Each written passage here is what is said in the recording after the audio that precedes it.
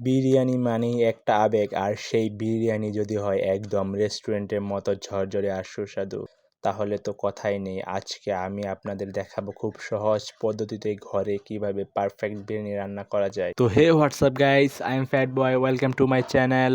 তো আজকের রেসিপিটি হলো বিরিয়ানি রান্নার জন্য প্রথমে কিছু পেঁয়াজ কেটে নিব।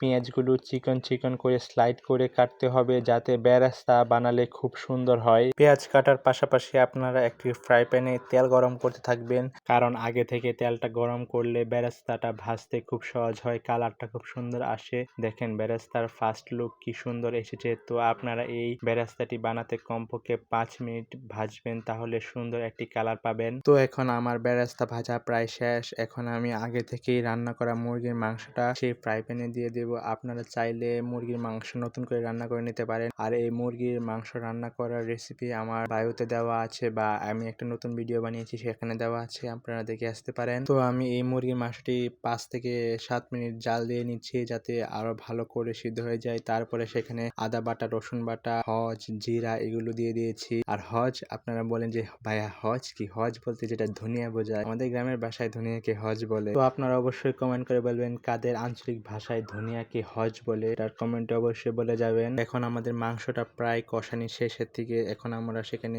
পোলার চাল দিয়ে দেব। আপনারা চাইলে বিরিয়ানি রান্নার জন্য পোলার চালের পাশাপাশি বিভিন্ন ধরনের চাল দিতে পারেন, যেমন বাসমতি চাল, আবার নর্মাল চাল বা কাটারিভো চাল, যে কোনো চাল দিয়ে রান্না করতে পারেন। তো দেখেন আমাদের বিরিয়ানি হালকা হালকা ফুটছে, তো এখন আপনারা সেখানে ভালো করে নাড়িয়ে নেবেন যাতে তলে লেগে না যায়। তো ফুটানো হয়ে গেলে এখন আপনারা সেখানে আগে থেকে তৈরি করা বেরেস্তাটা দিয়ে দিবেন। বেরেস্তাটা উপরে ভালোভাবে সুন্দরভাবে ছড়িয়ে ছিটিয়ে দিবেন, যাতে বিরিয়ানি কালারটা সুন্দর আসে। আর যদি বেরেস্তাটা আপনারা সুন্দরভাবে উপরে ছিটিয়ে দেন, তাহলে বিরিয়ানি কালারটা অনেক জোস আসে, আর বিরিয়ানিটা ঘ্রাণটাও অনেক বেড়ে যায় এবং খেতে অনেক ভালো লাগে। তো বিরিয়ানি রান্না করা প্রায় শেষের দিকে, দেখেন কত সুন্দর একটা কালার এসেছে। বিরিয়ানিটা খেতে অনেক ভালো লাগবে। তো ভিডিওটি যদি আপনাদের ভালো লেগেছে তাহলে অবশ্যই লাইক, কমেন্ট এবং শেয়ার করবেন। আর আরেকটা কথা বললেই না হয়, আপনাদের অনেক সাপোর্ট পেয়েছি, আপনাদের প্রতি ভালোবাসা রইল। তো আবার আপনাদের সাথে দেখা হবে নতুন আরেকটা ভিডিওতে। তো ভিডিওটি ভালো লেগে থাকলে অবশ্যই সাবস্ক্রাইব করবেন।